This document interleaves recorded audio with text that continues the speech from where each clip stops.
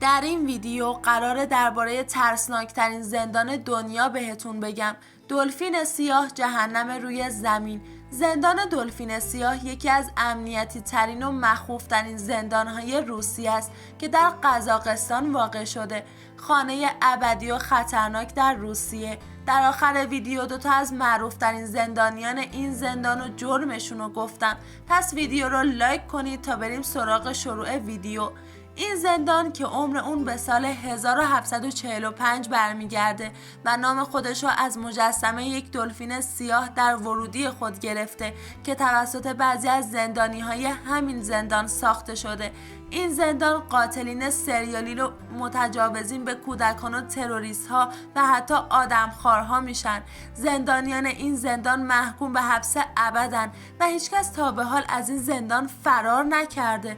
زندانی این زندان 24 ساعته تحت نظر دوربین های مداربسته است و در شرایط سخت و ناانسانی زندگی میکنند. در این زندان بیش از 700 زندانیه. شرایط زندگی در این زندان بسیار سخت و غیر انسانیه.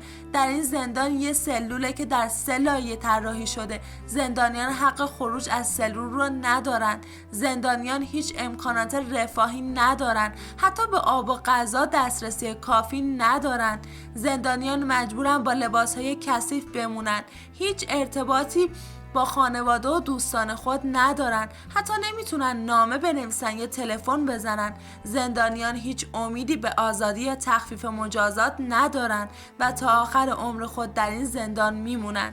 زندان دلفین سیاه یک زندانیه که هیچ کس نمیخواد در اون باشه. یک جهنم بر روی زمینه و زندگی زندانیان رو به کابوس تبدیل کرده.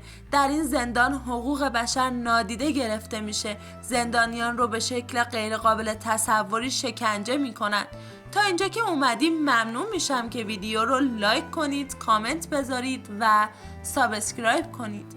بریم سراغ برخی از معروفترین زندانیان در این زندان. ساد امیروف روسی یکی از زندانیان زندان دلفین سیاه که به جرم قتل و تجاوز به حبس ابد محکوم شده. اون یکی از معروفترین تبهکاران در روسیه است که در دهه 90 میلادی فعالیت میکرد و رهبر یک گروه مافیایی بود.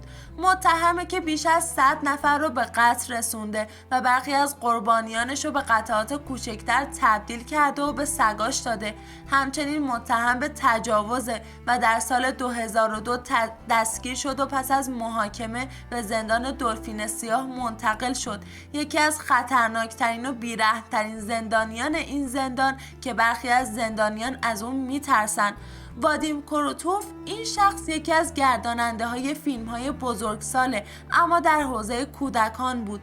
دختران از زیر سن قانونی رو به خونه خودش میکشوند و اونا رو با الکل مست میکرد و مجبور به کارهای ناپسند میکرد. هدف اون اکثرا یتیم ها و دختران فراری بود. اون به حبس ابد محکوم شد و در حال حاضر در این زندان به سر میبره.